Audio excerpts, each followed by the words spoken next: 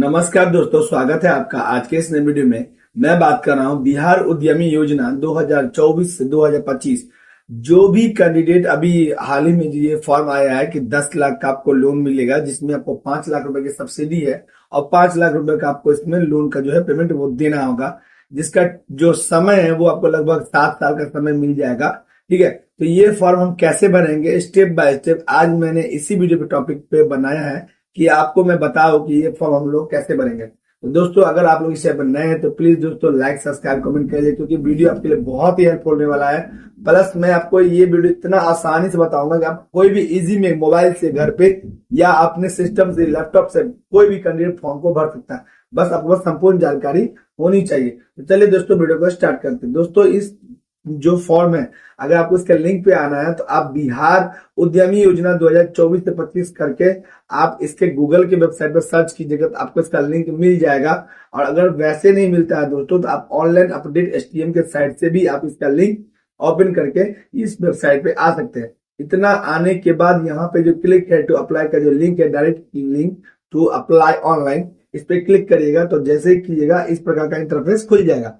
यहाँ सबसे पहले दोस्तों जो भी कैंडिडेट है उनको यहाँ पे रजिस्ट्रेशन करना होता है। ठीक है, तो रजिस्ट्रेशन करने के लिए यहाँ पे आपका प्रथम नाम, मतलब आपका जो नाम है, जैसे कि मेरा नाम शुभम है तो मैं इसमें लिखूंगा शुभम। मध्य नाम अगर है तो ठीक, नहीं तो लास्ट नेम है कुमार तो मैं लिखूंगा शुभम कुमार। ठीक है, जैसे यहाँ पे लिखा हुआ है ना, मतलब यहाँ पे एग्जाम्पल में अमन शर्मा इस टाइप से लिखा हुआ है ना, तो इसी प्रकार से। ठीक है, अगर आपका नाम सुमन कुमार यादव है आप इसमें लिखेंगे सुमन कुमार यादव। ठीक है, इसी प्रकार से ईमेल आईडी आपका डालना होगा यहाँ पे।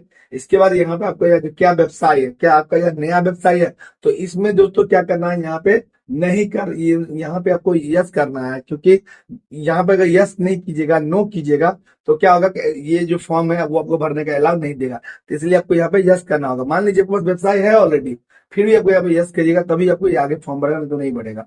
ठीक है, तो यहाँ पे आपको यस कर देना है। ठीक है, इस प्रकार से फिर लिंक आपका मेल फीमेल जो भी कैंडिडेट है वो अपना मेल फीमेल चेक कर लेंगे।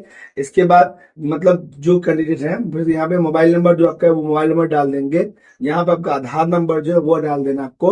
और इसके यहाँ पे आवेदन प्रकार में है कि आप अनुसूचित जाति है, एससी है, एसटी है, ओबीसी है, क्या है। ठीक है, देखिए अनुसूचित जाति में अगर कोई कैंडिडेट आते हैं जैसे कि ओबीसी बीसी होते हैं ना दोस्तों, तो वो कैंडिडेट इस फॉर्म में क्लिक जैसे करते हैं। ठीक है, इसके वजह से ओबीसी आते हैं तो अति पिछड़ा वर्ग में क्लिक करते हैं, सॉरी दोस्तों, इसमें क्लिक करते हैं।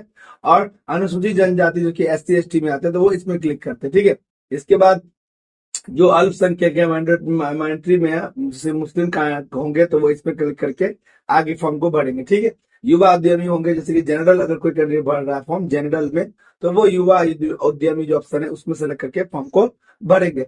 इस प्रकार से दोस्तों अपना ऑप्शन आपको चेक कर लेना है, और ऑप्शन चेक करने का सब कुछ कंप्लीट जो आप डाटा भरना है वो भर देंगे, तब जाके ओटीपी प्राप्त करें। उसके बाद आपको रजिस्टर नंबर जो आपका आधार से लिंक होगा उसी पे ओटीपी जाएगा, जो नंबर आधार से लिंक होगा, अदर नंबर पे ओटीपी नहीं जाएगा।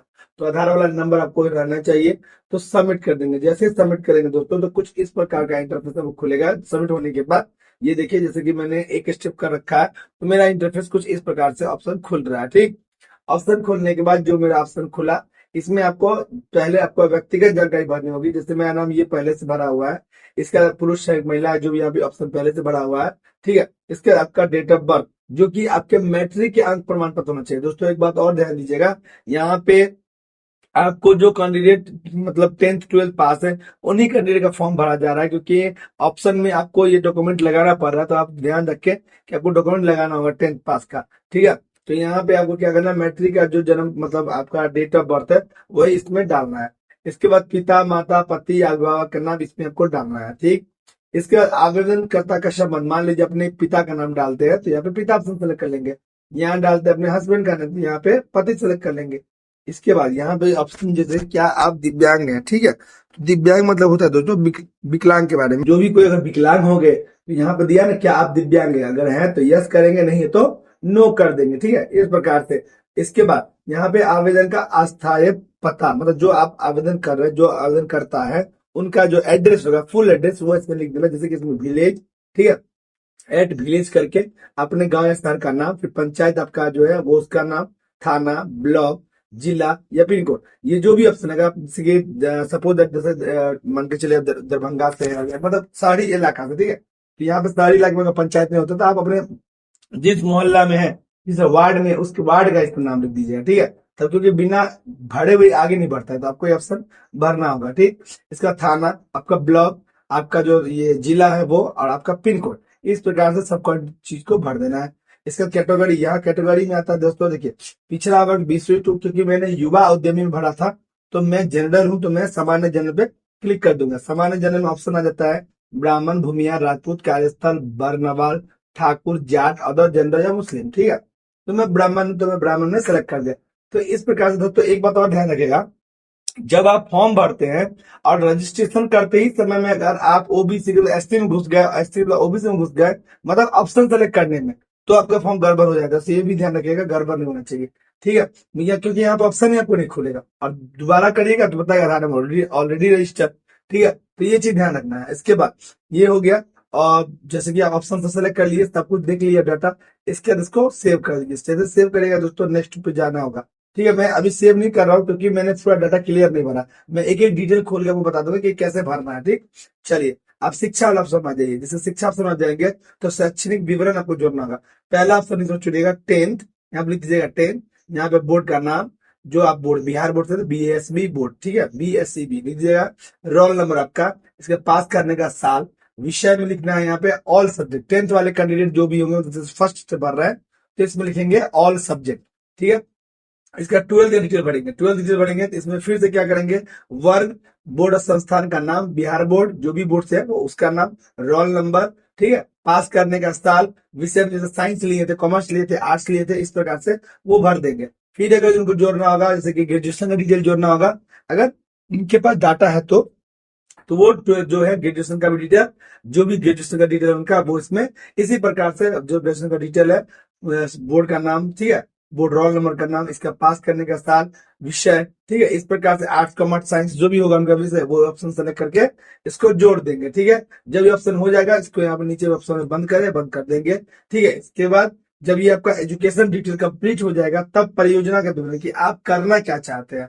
तो करना क्या चाहते हैं मैं क्या दोस्तों, यहाँ पर ग्रेड थी ना, ग्रेड ए बी अस्सी, मैं ए ग्रेड में आ जाऊंगा क्योंकि मेरा जो ग्रेड है उसमें ऑप्शन में आ जाता है। आप एक एक चेक भी कर सकते हैं।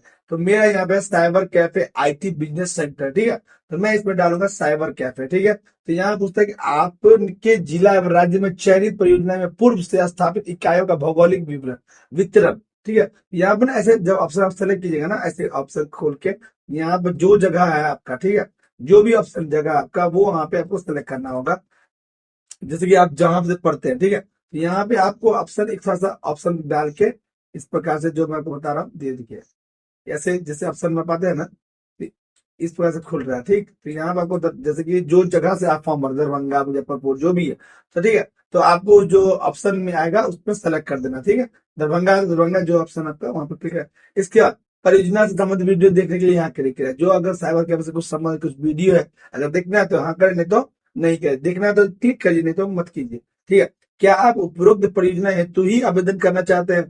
तो हाँ, जो हम फॉर्म भर उसी के लिए आवेदन करना चाहते हैं, ठीक है। इसका परियोजना स्थापित करने हेतु प्रस्तावित स्थल का प्रकार, जो आप जगह मतलब जहां पे दुकान खोलिएगा करिएगा, तो क्या वो आपका स्वयं का स्थान है या किराए पर लेकर कर रहा है? मेरा तो दोस्तों किराया पर, तो मैं किराया का ऑप्शन सेलेक्ट करूंगा। अगर आपका स्वयं का स्थान को सिलेक्ट कर लेंगे। मेरा किराया, तो मैंने किराए को सिलेक्ट कर लिया।